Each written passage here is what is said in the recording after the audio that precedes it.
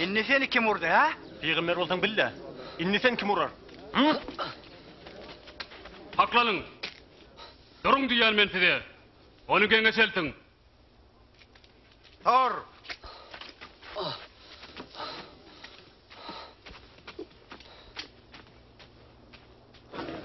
Ruhanlığın yol başçıları İsa'dan sonra ötmek için yeňeşe ýygnandylar.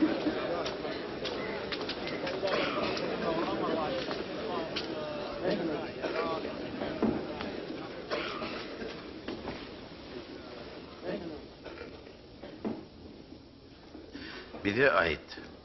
Sen şu İsa'meti diýilýänmi? Men aýtsam, siz maňa ananmarsyňyz. Men sizden sorasamda siz maňa jogap bermersiňiz.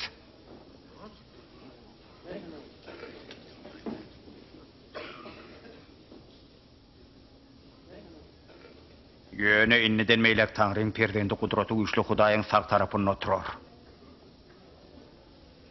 Demek sen Hudaýyň perdendi de. O men şol.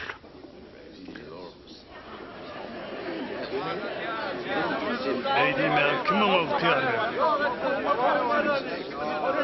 Naka. Oň näme diýenini biziň hemmämiz eşitdik.